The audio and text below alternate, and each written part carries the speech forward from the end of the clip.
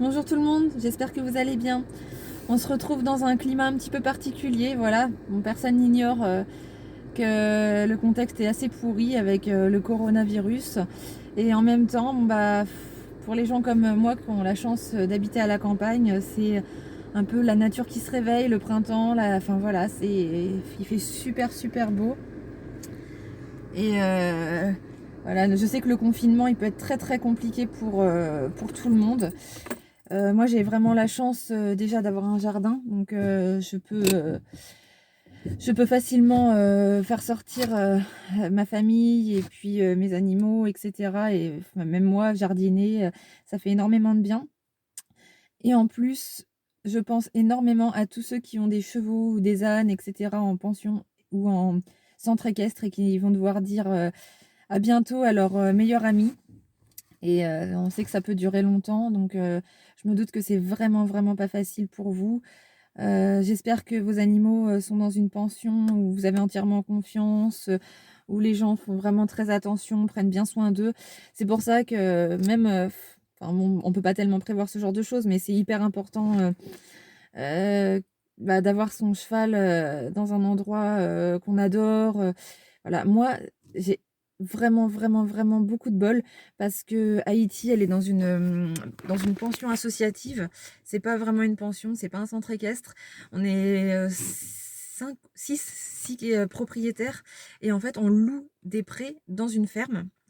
Euh, donc, souvent, le monsieur de la ferme nous aide. Il s'occupe des chevaux, il leur donne à manger, à boire, voilà. Mais là, il se trouve que juste avant les confinements, il s'est cassé le bras, donc il a un plâtre et il peut pas s'occuper entièrement des animaux, surtout qu'il y en a beaucoup et que d'habitude on lui donne des coups de main et tout. Là, enfin voilà, il peut pas s'occuper de tous les chevaux et de mon ânesse seul. Donc, ce qu'on fait pour éviter le contact au maximum, c'est on a le droit d'y aller parce qu'on n'est pas concerné par les restrictions de la FFE, vu que c'est pas un club équestre, mais une location de prêt qu'on fait au monsieur.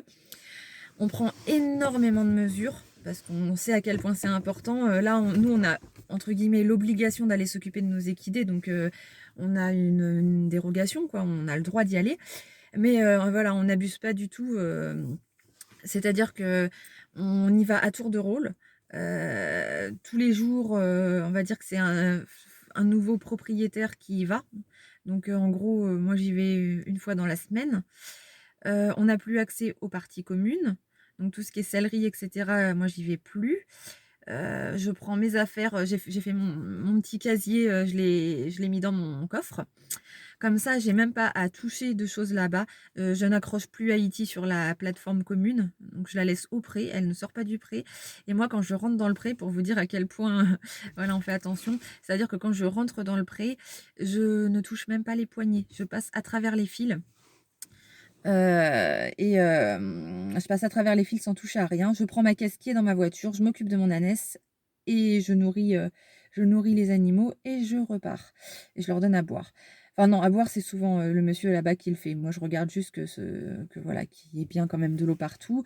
Hem, on n'a plus accès aux plateformes de pansage, aux douches, au robinet, enfin le robinet, c'est voilà, comme je vous disais, c'est le monsieur, comme ça on essaye d'éviter au max et si jamais il manque de l'eau, bah, soit on lui dit, soit on prend des gants et on se nettoie bien les mains avant, après et surtout, on évite de toucher aux animaux des autres. C'est-à-dire qu'on ne caresse pas les chiens là-bas, pas les chats, on ne caresse pas les chevaux des autres parce qu'on ne sait pas en fait, on sait qu'ils ne transmettent pas le coronavirus, mais comme, voilà, comme nous, si on a des microbes sur les mains et qu'on caresse les animaux des autres, si les autres passent, juste, derrière, forcément, on peut leur transmettre des microbes comme ça. Donc voilà, c'est vrai qu'on essaye d'être hyper prudent, ça peut sembler un peu extrême, mais vaut mieux être trop prudent, quoi. Surtout qu'il faut surtout pas qu'on transmette le virus aux gens qui sont là-bas, et d'une parce que voilà, on les aime beaucoup et qu'en plus, si quelque part on leur transmet des microbes, il y aura plus personne pour veiller, sur nos chevaux quand on n'est pas là. Voilà, enfin accessoirement parce que le principal objectif, c'est de ne pas les rendre malades pour, eux. Mais bon, là, je vais quand même aller faire un gros câlin à ma fifi. Il fait méga, méga beau. Je suis en plein champ. Je me suis posée pour vous expliquer un petit peu. Alors, voilà, ce qui change aussi au temps du corona, c'est que maintenant, pour aller voir mon ânesse, je dois prendre ses papiers. Voilà, donc j'ai tous ces petits papiers. Et surtout, je dois me faire une petite lettre. Voilà, attestation de déplacement dérogatoire, en l'application de l'article nananananana. Mon déplacement est bref, à proximité de mon domicile, dans le cadre des besoins vitaux de mon animal de compagnie. Voilà. Donc comme ça, je suis en règle, même si, bon, objectivement, je croise personne, je suis en pleine campagne. Mais ce qu'il faut se dire surtout, c'est que, on a l'impression d'être privé de nos libertés. Donc des fois, on se dit: «Ouais, vas-y, de toute façon, il y a personne, voilà, je peux le faire, machin». Mais non, en fait, c'est pas, on nous prive pas pour nous faire chier, en fait. On nous prive, juste enfin, on est privé à cause du virus. Plus on respectera les règles, moins il y aura de morts, moins il y aura de malades, moins il y aura de enfin, je sais pas, à un moment, il faut penser à sa famille, faut pas penser qu'à soi et à se dire: «Vas-y, on est jeunes, machin». Déjà, les jeunes peuvent être concernés, enfin, peuvent être touchés. Donc déjà, c'est pas un argument, mais en plus, voilà, là, c'est un acte citoyen. Moi, si je veux, là, je peux venir voir mon ânesse tous les jours. Il y a personne qui me contrôle, je suis en pleine campagne. Les gens là-bas, voilà, ils me diront, enfin, voilà, ils me diront sûrement rien. Mais voilà, on se met d'accord, bah, parce qu'on est tous ensemble, que c'est notre responsabilité de faire attention aux autres. Et voilà, donc je pense que chacun doit vraiment, faire preuve de civisme et respecter ça pour qu'on déglingue ce, excusez-moi, putain de virus le plus rapidement possible, quoi. Il a fait trop de morts et il va continuer à en faire beaucoup. Là, faut que ça s'arrête, voilà. Bon allez, on part sur une note un peu plus joyeuse. On y go, on file voir Titi.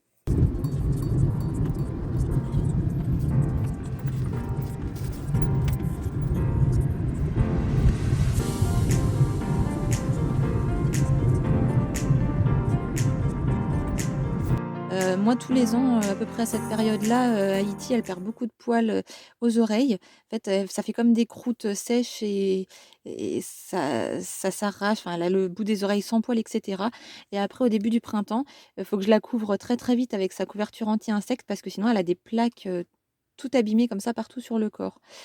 Donc voilà, est-ce que vous auriez des conseils à me donner pour améliorer son confort? J'ai trouvé, ce baume cutané chez Decathlon, donc c'est la marque Fugenza. Je vais l'essayer, je vais essayer de l'appliquer, sur ses oreilles, je vais prendre une éponge, ouais, j'ai pris une éponge propre.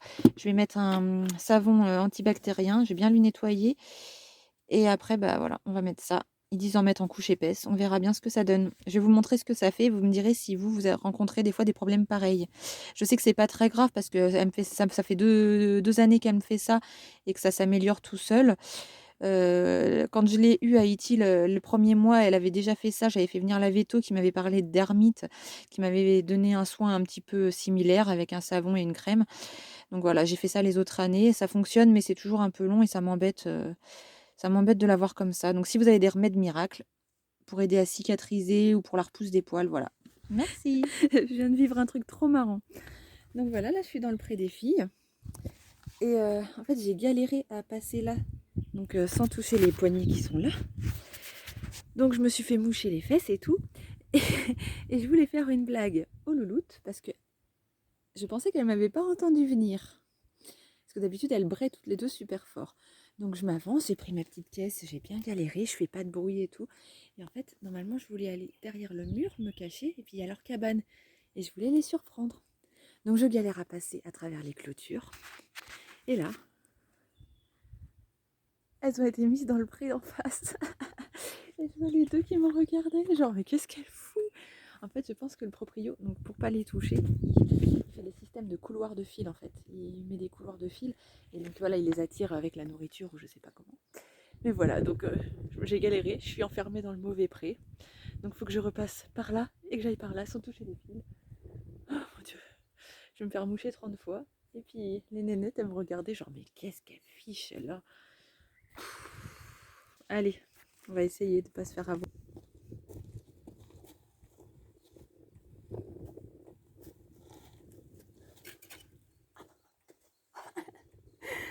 Voilà, maintenant pour faire le même truc de l'autre côté.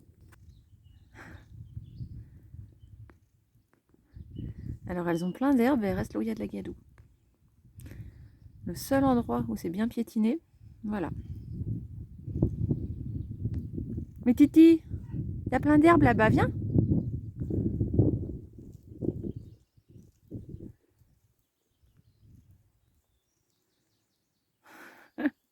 Sérieuse. Elle est sérieuse, celle-là.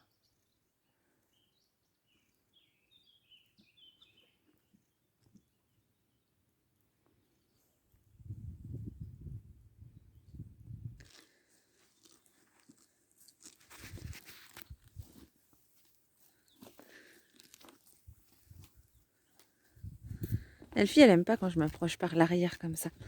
Ce qu'il faut savoir, c'est qu'Elfie, c'est une petite ânesse qui a subi les pires cruautés de l'homme. Donc en fait, elle a été abandonnée dans un pré. Après, elle a été dans un autre pré où elle a été violentée par des hommes qui l'ont attachée. Donc elle était dans le noir et ils sont venus avec un flash et ils l'ont attachée avec du barbelé. Voilà, ils lui ont attaché les pieds avec du barbelé. Donc maintenant, elle est avec sa propriétaire Alice. Voilà, mais il y a des fois où elle est un petit peu craintive avec ceux qu'elle connaît pas. Et moi encore, bon, elle me fait quand même confiance, elle vient souvent faire des câlins et tout. Mais si je m'approche un peu vite ou voilà, elle aime pas trop.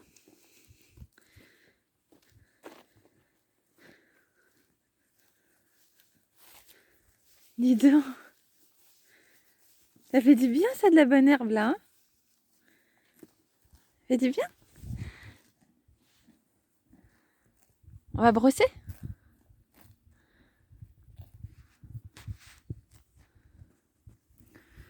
Ah là là, changement de prix, ça fait du bien. Il y a de la bonne herbe fraîche. Bon, c'est une petite parcelle, hein, parce qu'il faut éviter les bobos d'estomac. Oh ouais, mon amour. Mon gros bidou.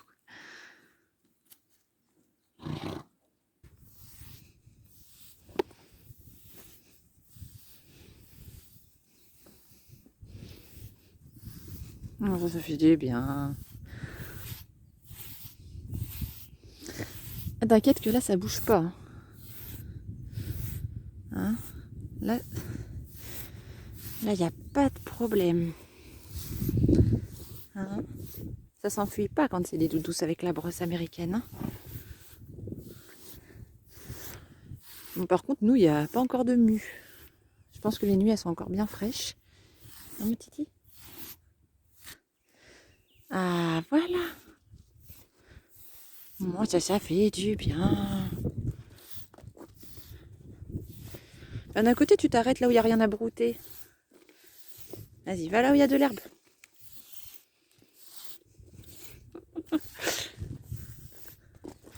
Ah, c'est pratique.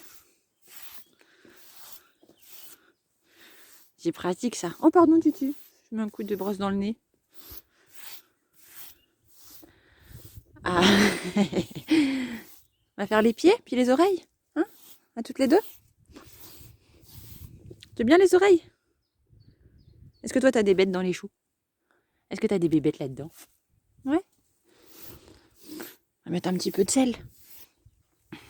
Oh, elle est gentille, cette petite mémère. Ouais, elle est gentille, cette grosse mémère.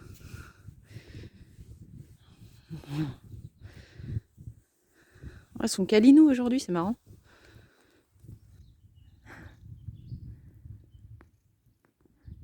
Alors, elles ont plein d'herbes et elles restent là où il y a de la gadoue.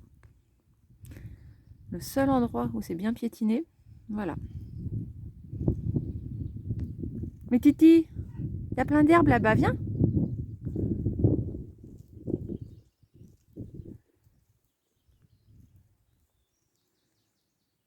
Elle est sérieuse. Elle est sérieuse, celle-là.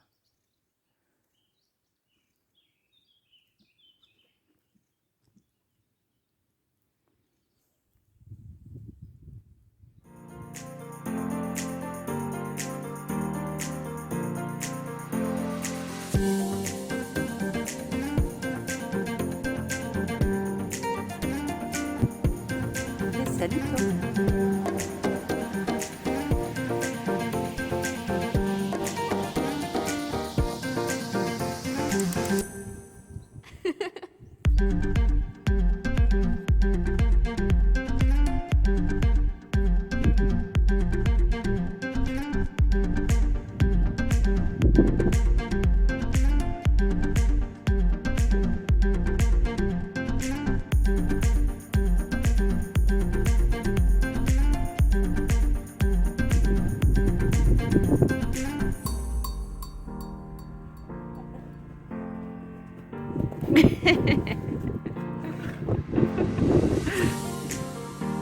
qu'elle a envie de faire la couillon là.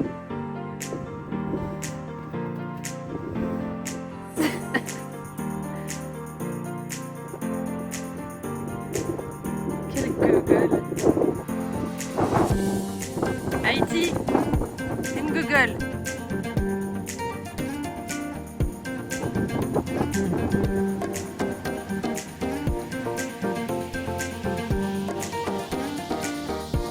Elle cherche les bêtises à faire. Alors après avoir chassé les poules, avoir fait courir Elfie, si on faisait tomber des tuiles.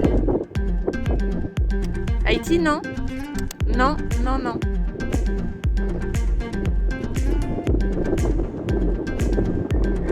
Oh là là. Elle cherche la bêtise, hein. Dis donc.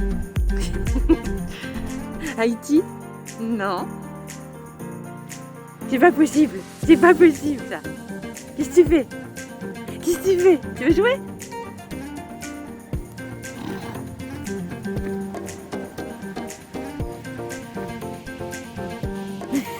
Fais pas ta tête de malheureuse va. Je sais que tu fais des bêtises. Eh les gars, je suis vraiment trop imboulée.